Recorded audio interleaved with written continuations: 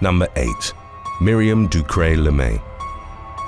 20-year-old Miriam Ducre LeMay from Montreal, Canada, went to her new boyfriend's house to spend the night after they'd gone to a party in 2012. Only days prior, Ducre LeMay had reportedly told her mother, Micheline Ducre, she was in love. The woman would later speak to Journal de Québec about the moment, recounting, "It's the first time I saw my daughter with such bright eyes." Later that night, the boyfriend went to the kitchen and made himself a snack before he returned to the bedroom and gave Ducre LeMay a kiss. Shortly thereafter, the young woman began having a severe allergic reaction, and within minutes, paramedics arrived to the address. They rushed her to the hospital, but unfortunately, Ducre LeMay's life couldn't be saved. It subsequently emerged that she'd suffered from a life-threatening peanut allergy, of which her boyfriend was unaware. His late-night snack had consisted of a peanut butter sandwich, and as reported by medical experts, traces of allergens can remain in the saliva for up to 4 hours after eating.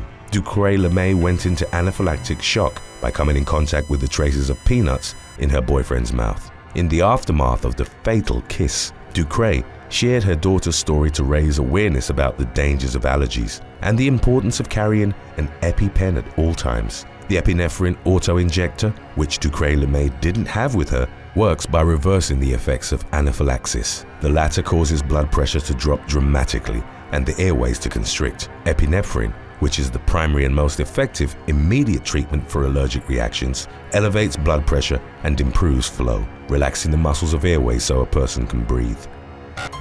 Number 7. Marielle Suarez. In early 2022, an Argentinian judge became the subject of international headlines and a disciplinary investigation following an incident that suggested she was in a relationship with a convicted murderer. Marielle Suarez, from the southern Chubut province, was one of 3 judges on a panel meant to decide whether Christian May Bustos would spend the rest of his life in prison. During a previous trial, Bustos had admitted to fatally shooting police officer Leandro Roberts in 2008. Suarez dissented over his sentence and had sought a more lenient punishment, in spite of him taking responsibility for the killing. About a week later, on December the 29th of 2021, leaked footage from the visiting room of a penitentiary in Trelew sparked wide speculation that Bustos and Suarez were romantically involved. The clip, picked up by multiple local and international news outlets, showed what appeared to have been a kiss shared between the two. An officer on duty also reported to have spotted the pair locking lips inside the room. The judge vehemently denied the existence of a sentimental relationship, claiming that she was only visiting Bustos for research purposes, as she'd been planning to write a book about his case. Should the investigation conclude that Suarez and Bustos had been romantically involved at the time of his sentencing, a potentially career-ending argument could be made that the judge had been biased in her reservations towards a life sentence. Number 6. Incident at Nashville High School.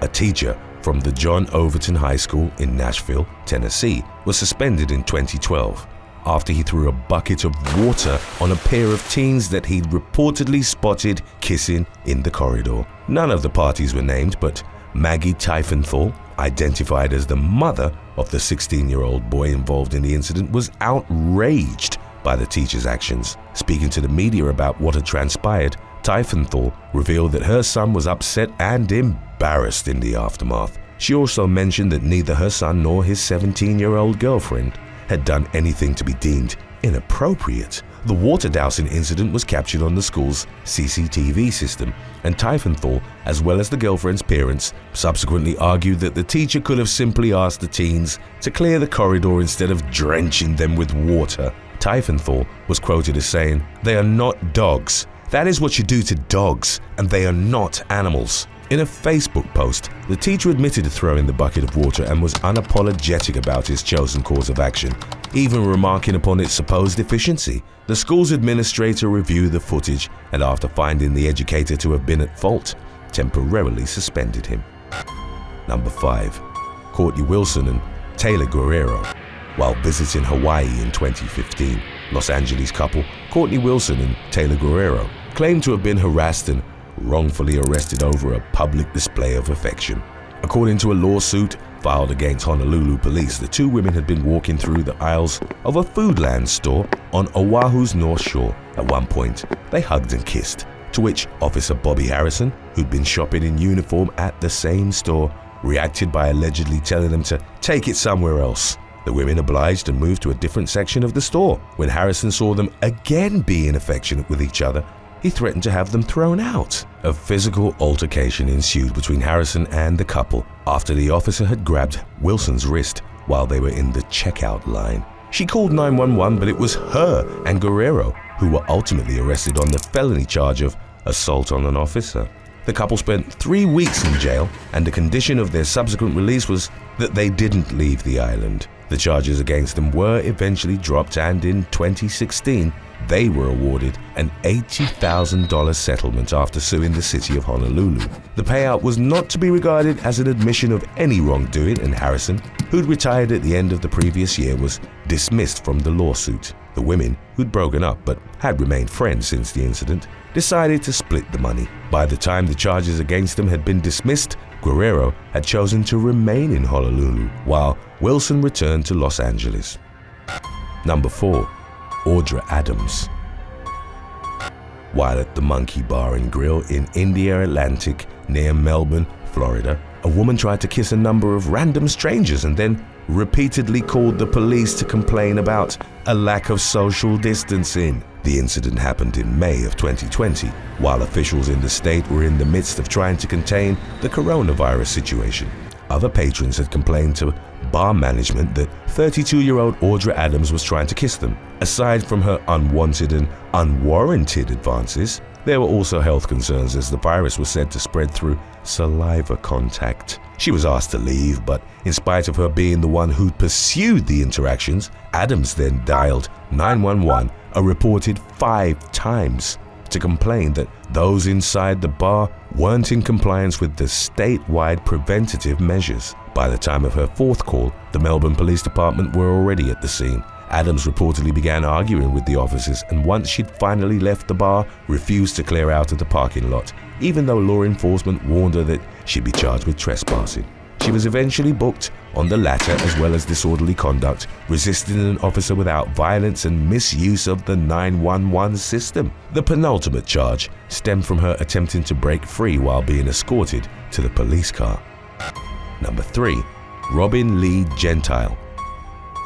In January of 2017, Las Vegas woman Robin Lee Gentile was sentenced to probation for up to 5 years for having an inappropriate relationship with a student while working as a substitute teacher. The incident occurred in late 2015 while she was employed at Harney Middle School. 23-year-old Gentile had been involved in a hip-hop club that included youths from the middle school where she worked and from Las Vegas High.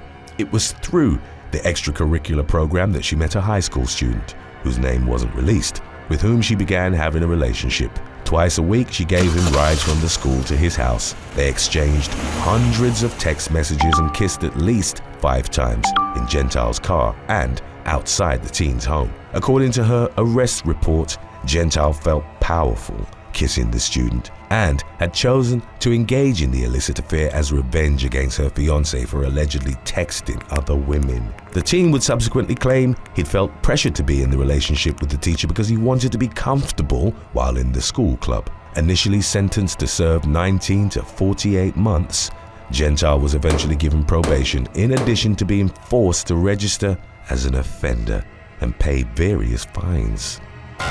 Today's topic was requested by Wild Wolf. If you have any other topics you'd like to learn about, subscribe and let us know in the comments section below. Number 2.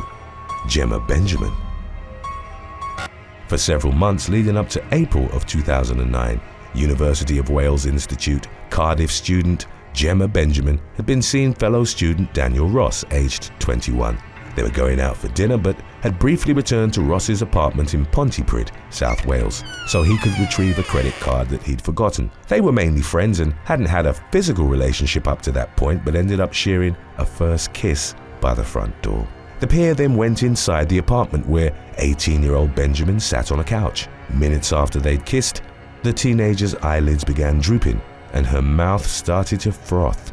Confused and panic-stricken, Ross called the emergency services and was instructed on how to revive Benjamin, who was drifting in and out of consciousness. Unfortunately, in spite of the man's efforts, she didn't recover and died in his arms. It later emerged that the athletic teenager, a keen swimmer and hockey player, had succumbed to a rare heart condition called Sudden Adult Death Syndrome, or SADS. It's caused by a disturbance in the heart's rhythm that affects the electrical functioning of the organ. In the wake of her passing, Benjamin's father criticized what he'd believed to have been a delayed response from the emergency services. However, SADS stems from DNA defects in the heart's electrical system, and cases of death are typically instant. An inquest revealed that there was nothing that Ross or the paramedics could have done to save Benjamin.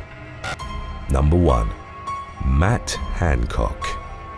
In June of 2021, compromising surveillance footage emerged of British Secretary of State for Health Matt Hancock kissing and hugging his aide Gina Coladangelo. Hancock, then in his early 40s, had served as a health secretary since 2018 and had overseen a significant portion of the UK's response to the COVID-19 situation as well as the consequent vaccination program.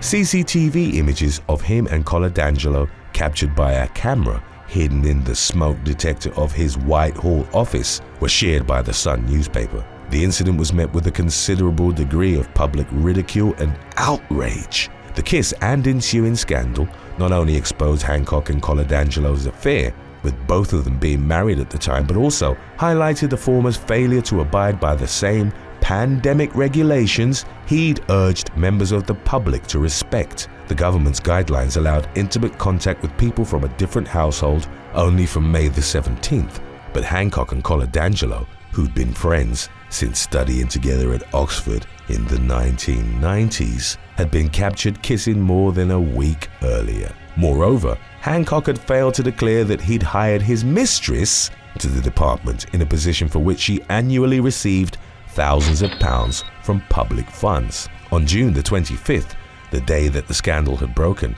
Hancock apologized for letting people down by breaching social distancing guidelines. He resigned the following day. Coladangelo did the same, and subsequent reports indicated that she and Hancock had separated from their respective spouses to move in together. Thanks for watching. For which life event would you rather have a do-over? Your first kiss or your first time getting drunk? Let us know in the comments section below.